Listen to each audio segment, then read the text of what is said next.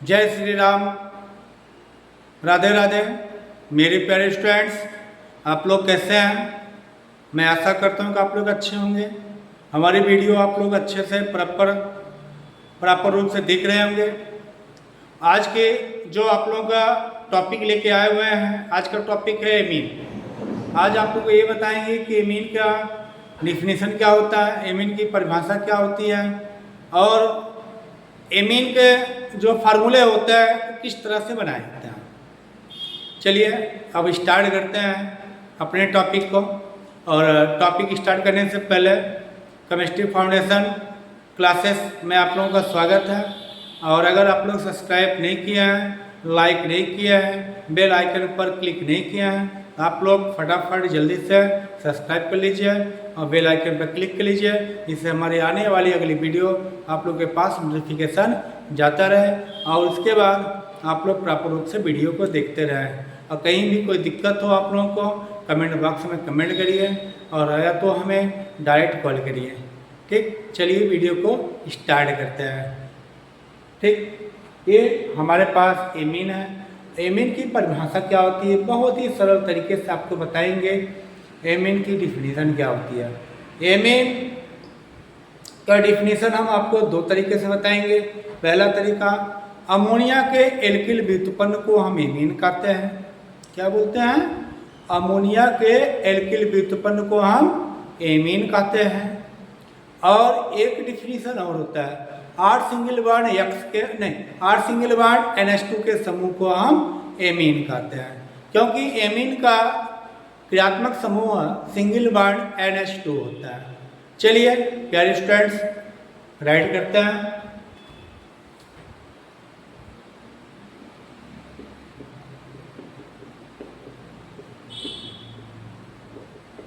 Ammonia के alkyl व्युत्पन्न, ammonia के एल्किल व्युत्पन्न को एमीन कहते हैं। सभी स्टूडेंट्स आप लोग लिखते जाइएगा, जितना भी टॉपिक हम पढ़ाए उसको आप लोग लिखते जाइए। अमोनिया के एल्किल व्युत्पन्न को एमीन कहते हैं। ठीक, आप लोग समझ गए होंगे। या परिभाषा और है, R सिंगल बॉन्ड NH2 के समूह को, R सिंगल बॉन्ड या NH2 के समूह को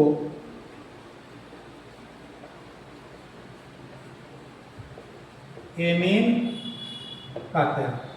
R सिंगल बॉन्ड NH2 के समूह को क्या बोलते हैं? एमीन कहते हैं।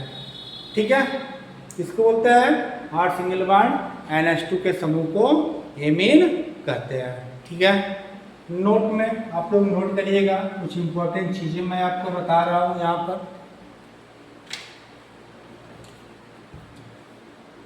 नोट्स,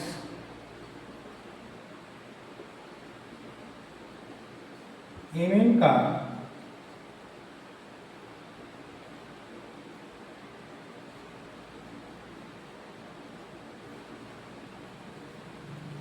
क्रियात्मक समूह सिंगल बॉन्ड NH2।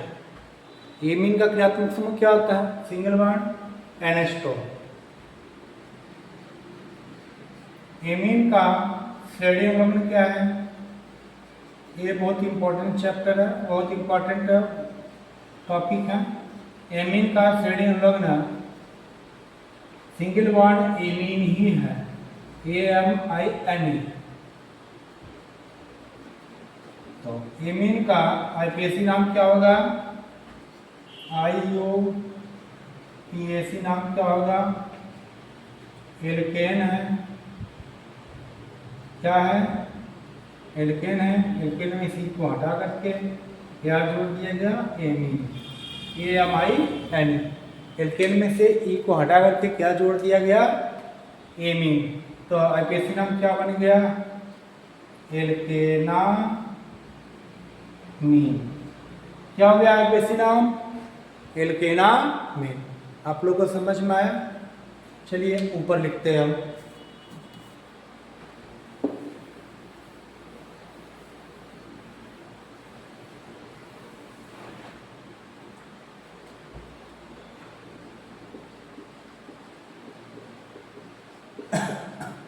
आईपीसी नाम क्या होता है? जनक हाइड्रोकार्बन क्या है? एल्केन है। एल्केन से को हटा करके क्या जोड़ दिया गया? एमीन जोड़ दिया गया। क्या बन गया? एल्केनामीन। क्या बन गया? एल्केनामीन। ये हो गया आपका आईपीसी नाम। और जो साधारण नाम होता है, इसका जो साधारण नाम होता है, साधारण नाम जो होता है एल्किल एमीन के नाम से ही रखा जाता है। किस नाम से? एल्किल एमीन के नाम से ही रखा जाता है। चलिए स्टूडेंट्स, अब हम फार्मूला को बनाते हैं, एमीन के अणुसूत्र को राइट करते हैं। तो आप याद रखना, यही फार्मूला आप लोग हमेशा यूज करना, R सिंगल बॉन्ड NH2। जहाँ R क्या है? जहाँ R क्या है? आपका एल्किल समूह है। R क्या है? आपका एल्किल समूह है। ठीक है, R क्या है? एल्किल समूह है। तो R का सबसे छोटा मान जो होता है वो CH3 होता है। आगे क्या जोड़ दिए हम? NH2 जोड़ दिए, CH3NH2। तो इसका साधारण नाम क्या हुआ? इसका साधारण नाम जो होगा ये मेथिल है, ये एमीन है। इसका साधारण नाम क्या हो गया? Methyl amine. क्या हो गया? Methyl amine. एल्किल एमीन है, ये आपका एल्किल है, ये एमीन है। क्या बन गया? ये मेथिल समूह है। CH3 को क्या बोलते हैं? CH3 को आपको क्या बोला जाता है? मेथिल समूह बोला जाता है। CH3 को क्या बोला जाता है? मेथिल समूह। क्या बन गया? CH3NH2 methyl amine. और आईपीसी नाम क्या होगा? आईपीएसी नाम जो होगा ये है, तो ये कार्बन है, ये कार्बन पर मेथ होता है, तो पूरा नाम क्या हो गया? मेथेनामीन। क्या हो गया? मेथेनामीन। ठीक है, अब हम चलते हैं सेकंड अणुसूत्र की ओर। अब R का मान हम क्या रख दिए?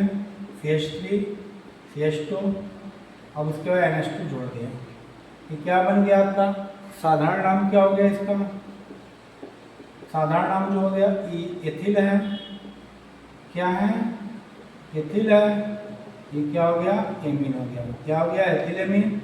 और आईपीएसी नेम, IUPAC नाम जो होगा मेथ एथ। क्या बन गया? एथेनामीन। ठीक है, और इसी तरीके से हम एथेनामीन, प्रोपेनामीन, ब्यूटेनामीन, इसी तरीके से हम आगे के सारे जो अणुसूत्र होते हैं वो हम क्रिएट करते हैं।